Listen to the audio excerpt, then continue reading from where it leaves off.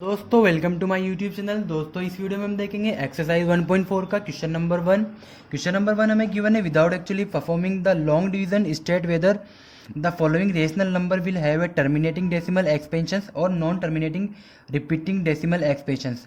तो basically terminating decimal expansions होता क्या है, जब हम कभी कोई दो नंबर हमें गिवन होते हैं, ठीक है, जब दो नंबर जैसे अभी ये गिवन है 13/3125, तो इसके हमें डिनोमिनेटर में चेक करना होता है कि अगर डिनोमिनेटर में हमें फैक्टर 2 × 5 हमें गिवन है, यानी कि 2 × 5 फैक्टर गिवन है, तो इसका मतलब ये होगा कि वो एक टर्मिनेटिंग एक्सप्रेशन होगा। अगर 2 × 5 यानी कि फैक्टर 2 और 5 का मल्टीप्लिकेशन या प्रोडक्ट नहीं अवेलेबल है, इसका मतलब ये होगा कि वो जो वैल्यू हमें गिवन है वो नॉन टर्मिनेटिंग डेसिमल एक्सप्रेशन हो जाएगी।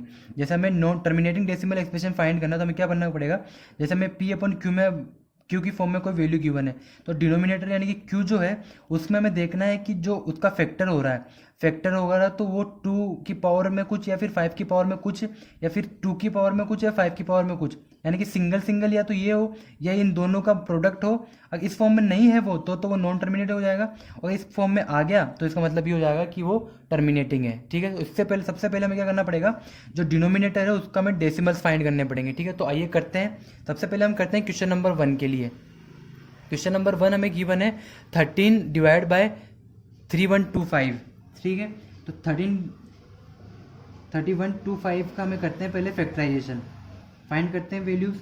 इसको हम करेंगे, इसको हम 5 से डिवाइड कर लेते हैं। सबसे पहले 5 से किया तो ये हो जाएगा 6, फिर यहाँ पे बचा 1 को हमने यहाँ दे दिया, आ जाएगा 2, फिर यहाँ 2 बचा, ये हो जाएगा 5, फिर से 5 से हो जाएगा, तो 5 1 जा 5, 5 2 जा 10, 5 5 जा 25, फिर से 5 से हो जाएगा, 5 2 जा 10, 5 5 जा ये हो जाएगा, फिर से 5 से हो जाएगा एंड फिर से हो जाएगा 5 से, तो यहाँ पे आ गया 5 की पावर 5। ठीक है, इसका क्या मतलब हुआ, यानी कि 13/5 की पावर 5। अगर 5 की पावर 5 फॉर्म में आ रहा तो हमने क्या देखा था कि जो 5 की, अगर 5 की पावर यहाँ पे लिख लेता हूँ 13 डिवाइड बाई ये हो गया। ठीक है, हमने क्या लिखा था कि जो डिनोमिनेटर होता है अगर उसमें कोई भी 2 और 5 की पावर या फिर इस फॉर्म में आता है, इसका मतलब ये होगा कि वो एक टर्मिनेटिंग डेसिमल एक्सप्रेशन होगा। तो ये वाली वैल्यू क्या हो जाएगी, एक टर्मिनेटिंग डेसिमल एक्सप्रेशन हो जाएगी। तो यहाँ पे लिख लेते हैं दिस इज ए टर्मिनल या फिर टर्मिनेटिंग एक्सप्रेशन हो जाएगी। ठीक है, ये तो होगा फर्स्ट। सेकंड देखते हैं। सेकंड हमें गिवन है 17/8, तो डिनोमिनेटर इसका क्या है, 8 है। तो सबसे पहले हम 8 का फैक्टराइजेशन करते हैं 8 का फैक्टराइजेशन। ये हमने लिखा 8 को डिवाइड किया 2 से, तो यहाँ पे आ जाएगा 4 को फर्दर 2 से डिवाइड किया तो आ जाएगा 2 से फिर से किया तो 1, तो 17 डिवाइड बाई 8, तो इसको हम ऐसे लिख सकते हैं 17/2 की पावर 3। ये 2 की पावर 3 भी हमने देखा था कि डिनोमीटर को हम अगर 2 की पावर में कुछ वैल्यू हो और या 5 की पावर में कुछ वैल्यू, तो भी वो क्या होगा, एक टर्मिनेटिंग डेसिमल होगा। तो ये भी क्या हो जाएगा, टर्मिनेटिंग डेसिमल एक्सप्रेशन हो जाएगी। तो यहाँ लिख लेते हैं टर्मिनेटिंग डेसिमल एक्सप्रेशन। ठीक है, ये होगा सेकंड। अब देखते हैं थर्ड हमें गिवन है 64 डिवाइड बाय 4/5। तो क्या करते हैं, 4/5 को सबसे पहले हम निकाल लेते हैं, फैक्टराइजेशन कर लेते हैं इसके। तो 4/5 के फैक्टराइजेशन किए हमने, ये डिवाइड होगा सबसे पहले 5 से, तो 5 से किया तो 5 9 जा 45, 5 1 जा 5, 5 1 जा 5 हो जाएगा। 91 है, 91 को 7 से डिवाइड कर सकते हैं हम, 7 1 जा 7, 2 बचेगा, ये हो जाएगा 7 3 जा 21। फिर से हम 13 है, 13 को डिवाइड कर सकते हैं 13 से, तो यहाँ पे आ जाएगा 13 1 जा 13। ठीक है, तो इसके फैक्टर क्या हो गए, तो इसको हम ऐसे भी लिख सकते हैं 64 divide by 4/5 equal to 64/5 into 7 into 13। अब देखो हमें क्या चाहिए था, डिनोमिनेटर में या तो 2 की पावर में कुछ हो या फिर 5 की पावर में कुछ हो, बट यहाँ पे 7 इंटू 13 भी अवेलेबल है। इसका मतलब क्या हुआ, ये 5 तो है यहाँ पे, बट हमें सिर्फ 5 चाहिए था या फिर 2 चाहिए था, ये नहीं चाहिए थी वैल्यू। अगर ये भी अवेलेबल है, इसका मतलब ये होगा कि जो हमें वैल्यू गिवन है वो क्या हो जाएगी, एक नॉन टर्मिनेटिंग हो जाएगी। तो यहाँ पे लिख लेते हैं नॉन टर्मिनेटिंग एक्सप्रेशन। तो ये हो गया थर्ड। अब देखते हैं फोर्थ हमें गिवन है 15/1600। 15 अपॉन 1600, ठीक है। इसका भी निकाल लेते हैं। 1600 का हम डिनोमिनेटर का हम फैक्टराइजेशन करते हैं, तो इसका करते हैं 2 से किया हमने डिवाइड तो हो जाएगा 800, फिर से 2 से किया तो हो जाएगा 400, फिर से 2 किया तो हो जाएगा 200, फिर से 2 से किया तो हो जाएगा 100, 2 से किया तो हो जाएगा 50, अगेन 2 से किया तो हो जाएगा 25, फिर हम करेंगे 5 से तो हो जाएगा 5, अगेन 5 से किया तो हो जाएगा 1। तो इसको हम कुछ इस तरीके से भी लिख सकते हैं। तो इसको हम लिख लेते हैं 15 डिवाइड बाय 1600 इक्वल टू लिख लेते हैं हम 15। 2 की पावर कितना है 1 2 3 4 5 6, तो 2 की पावर 6 इंटू 5 की पावर 2। अब देखो 2 की पावर 6 और 5 की पावर 2 ये हमें किस फॉर्म में मिल रहे हैं, जो हमें फॉर्म चाहिए थी वो उस फॉर्म में मिल रहे हैं ये। या फिर इसको हम यहाँ पे ऐसे भी लिख सकते हैं 15 है तो इसको आगे और भी सोल्व कर सकते हैं हम। 15 को 3 इंटू 5 लिख सकते हैं हम, 2 की पावर 6 इंटू 5 की पावर 2, 2 से एक 5 कैंसिल हो जाएगा। फिर भी हमें जो ये फॉर्म मिल रही है वो मिल रही है जो हमें चाहिए, 2 की पावर में कुछ होना चाहिए, 5 की पावर में कुछ होना चाहिए। इसका मतलब क्या हुआ, जो ये हमें वैल्यू गिवन है वो हो जाएगी एक टर्मिनेटिंग एक्सप्रेशन हो जाएगी, तो टर्मिनेटिंग डेसिमल एक्सप्रेशन, ठीक है। ये हो गया फोर्थ। अब देखते हैं फिफ्थ। फिफ्थ में हमें गिवन है 29 अपॉन 343। तो पहले 343 का हम निकाल लेते हैं, फैक्टराइजेशन कर लेते हैं इसका। 343 का फैक्टराइजेशन करते हैं।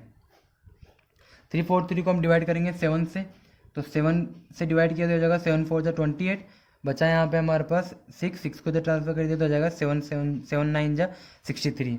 फिर से 7 से डिवाइड करेंगे तो आ जाएगा 7, फिर से 7 से डिवाइड करेंगे 1 आ जाएगा। तो हम इसको कुछ इस तरीके से भी लिख सकते हैं 43 इक्वल टू 29 अपॉन 7 की पावर 3। बट हमें चाहिए कौन सी फॉर्म में था, अगर हमें ये नॉन टर्मिनेटिंग देखना था तो होना चाहिए था वो 2 की पावर में कुछ होना चाहिए था या 5 की पावर में कुछ होना चाहिए था, बट हमें मिल रहा है 7 की पावर में 3। इसका क्या मतलब हुआ, 7 की पावर में 3 मिल रहा है तो जो हमारे वैल्यू गिवन है वो एक नॉन टर्मिनेटिंग वैल्यू एक्सप्रेशन है। तो यहाँ पे लिख लेते हैं नॉन टर्मिनेटिंग एक्सप्रेशन, ठीक है। ये होगा फिफ्थ। अब देखते हैं सिक्स। सिक्स हमें गिवन है 23 2 की पावर 3 और 5 की पावर 2, 23 2 की पावर 3 और 5 की पावर 2, ठीक है। अब देखते हैं हम सिक्स। सिक्स में हमें गिवन है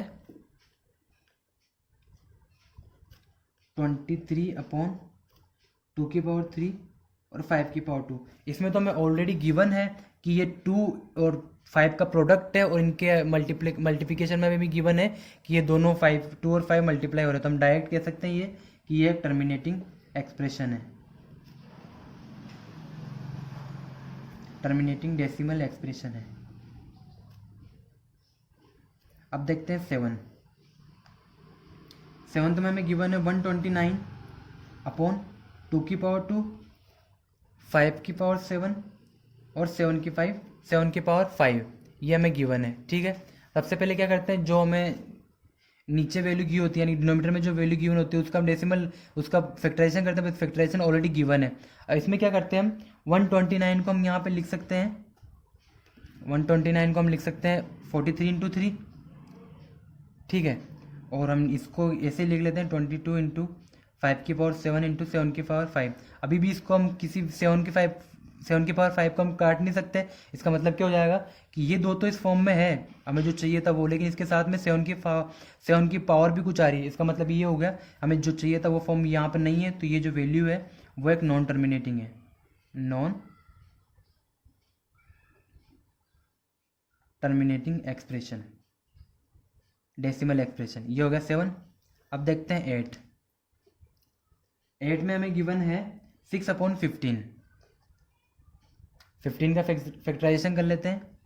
15 का फैक्टराइजेशन किया तो 3 अपॉन 3 से करेंगे 5, 5 से आ जाएगा 1। 6 का भी कर लेते हैं। 6 को हम लिख सकते हैं 3 से 2 और 2 से 1, तो इसको ऐसे लिख सकते हैं हम 6 अपॉन 15 को 3 इंटू 2 अपॉन 5 इंटू 3, 3 से 3 कैंसिल हो जाएगा तो यहाँ पे आ जाएगा 2 अपॉन 5।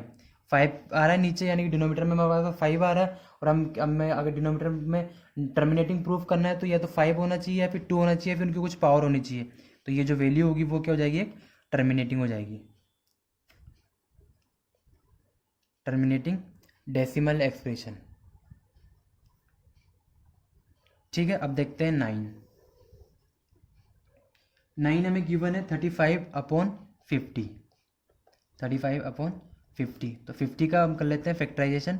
50 का किया हमने तो आ जाएगा 25 को फिर से हम कर सकते हैं 5 से, तो आ जाएगा 5 को हम लिख सकते हैं ये, ठीक है।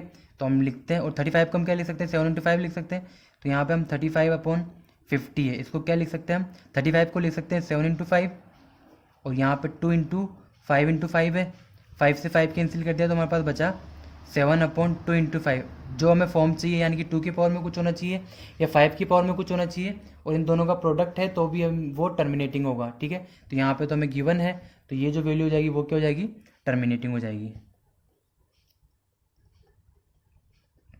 टर्मिनेटिंग डेसिमल एक्सप्रेशन, ठीक है। अब देखते हैं हम 10th हमें गिवन है, यहाँ पे लिख देता हूँ मैं 10th हमें गिवन है 77/210। इसमें भी हम क्या करेंगे, सबसे पहले 210 का हम फैक्टराइजेशन कर लेते हैं।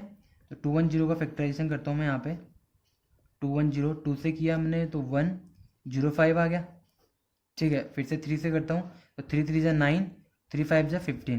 फिर से 5 से किया, या 5 से करता हूँ तो 7 आ जाएगा, 7 से किया तो 1 आ गया। 77 को मैं क्या लिख सकता हूँ, तो इसको मैं कुछ इस तरीके से लिख सकता हूँ 7 × 11, और इसको कैसे लिख सकता हूँ मैं 2 × 3 × 5 × 11, ये इसका होगा। 11 से 11 को कैंसिल कर दिया, फिर हमारे पास क्या बचा 2 × 3 × 5, बट हमें 2 और 3 जो है, जो जिस फॉर्म में चाहिए वो तो है, बट 3 यहाँ पर एक्स्ट्रा आ गया, 3 हमें चाहिए नहीं था। तो हम यहाँ पर लिख सकते हैं कि अगर 3 भी है तो ये जो वैल्यू है हमारे पास वो एक नॉन टर्मिनेटिंग एक्सप्रेशन है। और इस तरीके से आपका क्वेश्चन नंबर 1 जो है 1.4 का कंप्लीट होता है। हमने बता दिया कि कौन सा टर्मिनेटिंग है और कौन सा नॉन टर्मिनेटिंग है। अगर आपको समझ में आया तो प्लीज़ वीडियो को लाइक करना, चैनल को सब्सक्राइब करना। Thank you so much.